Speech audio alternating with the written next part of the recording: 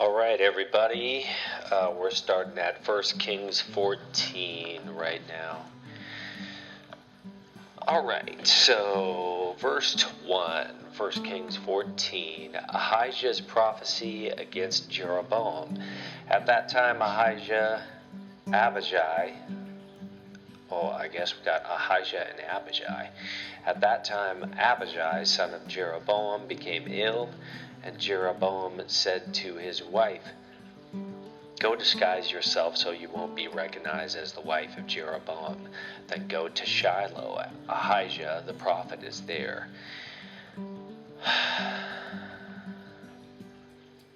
So Abijah is son of Jeroboam here.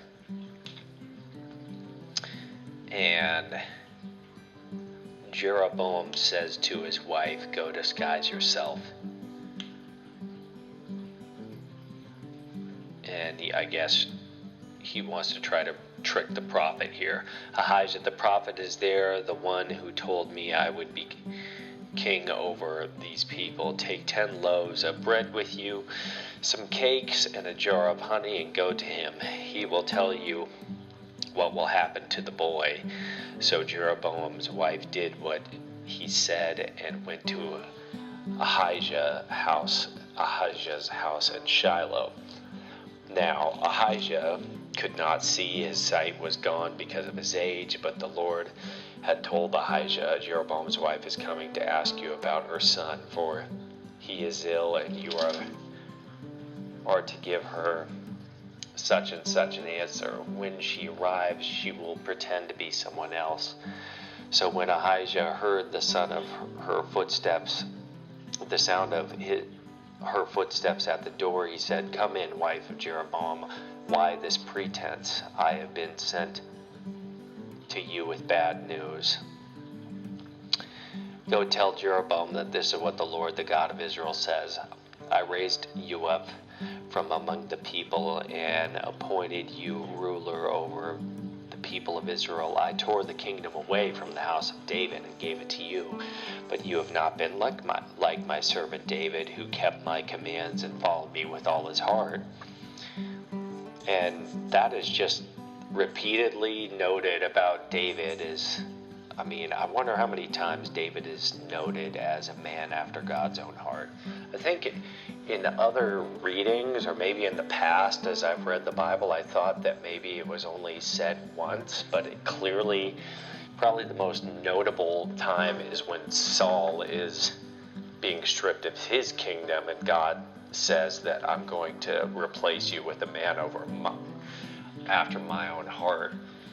But I think most people who are even semi-familiar with the Bible, they think maybe that's the one time that it's said that David is a man after God's heart, but it's clearly said many times throughout, the scriptures that David, it seems like it almost comes up every time God is trying to replace another crappy king with a new king, or he's stripping an old king of his power. He's saying, "You didn't follow me like David followed me with his whole heart, and therefore I'm taking the kingdom away from you." It just seems to be pretty, almost just a standard introduction to when a king is being stripped of his power. You say, "King, you're not doing so hot. You didn't follow me with your whole heart like King David did, and therefore I'm taking this away." So here it is again with Jeroboam, that same thing. But you have not been like my servant David, who kept my commands and followed me with all his heart, doing only what was right in my eyes. You have done more evil than all who lived before you. You have made yourself other gods, idols made of metal. You have aroused my anger and turned your back on me. Because of this, I am going to bring disaster in the house of Jeroboam. I will cut off from Jeroboam every last male in Israel, slave or free. I will bring up the house of Jeroboam as one burns dung until it is all gone. Dogs will eat those belonging to Jeroboam who die in the city, and the birds will feed on those who die in the country. The Lord has spoken. Not so great. What news to give to a woman. I know that might sound sexist, but it's like, geez. I usually want to protect women.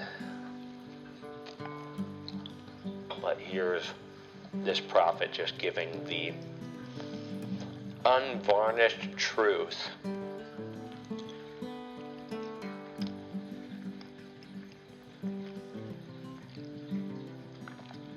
As for you, go back home. When you set foot in your city, the boy will die. All Israel will mourn for him and bury him.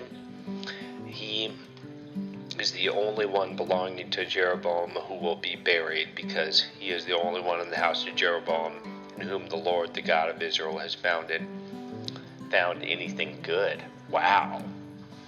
And he's going to die anyway. So it seems like God is trying to spare the kid, the son, who knows how old he is. Spare him with a more humane death and burial. The Lord will raise up for himself a king over Israel who will cut off the family of Jeroboam. Even now this is beginning to happen, and the Lord will strike Israel so that it will be like a reed swaying in the water. He will uproot Israel from this good land that he gave to their ancestors and scatter them beyond the Euphrates River, because they aroused the Lord's anger by making Asherah poles.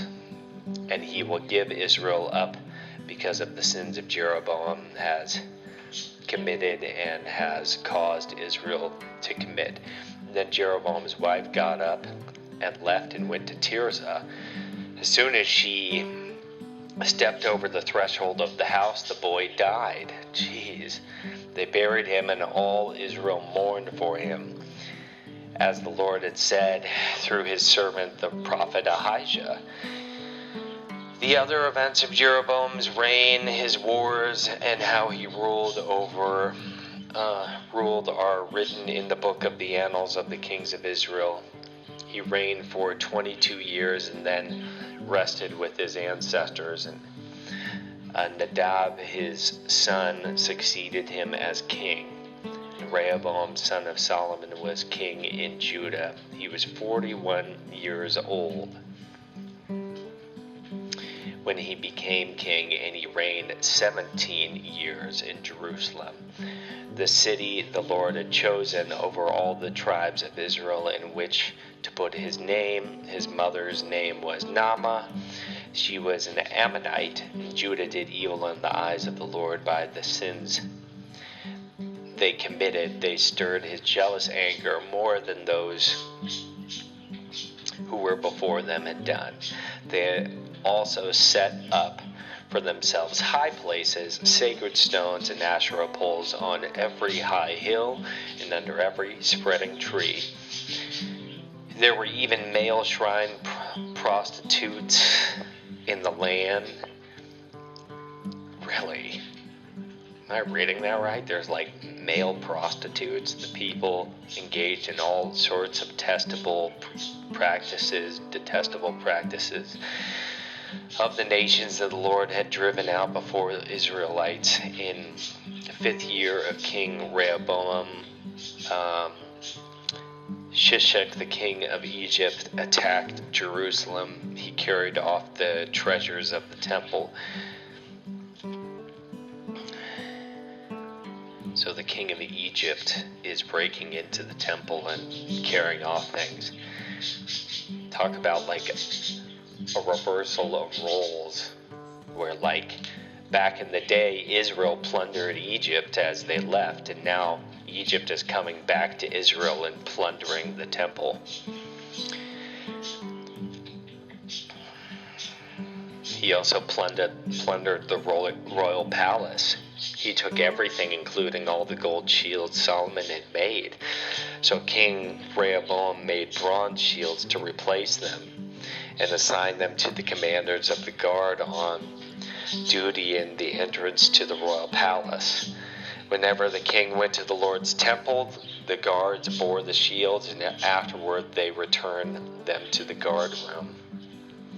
As for the other events of Rehoboam's reign and all he did,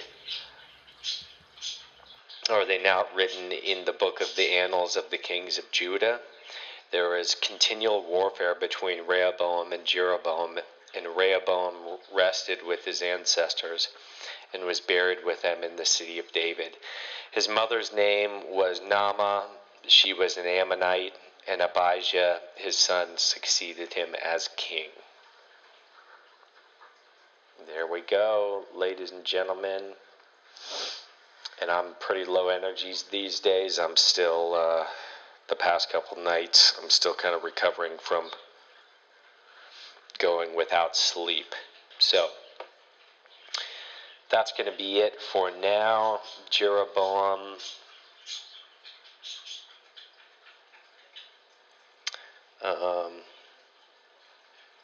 and Rehoboam are ending here. And even the temple and the palace are plundered, so not a very high point with Israel right here. Catch you guys on the next one.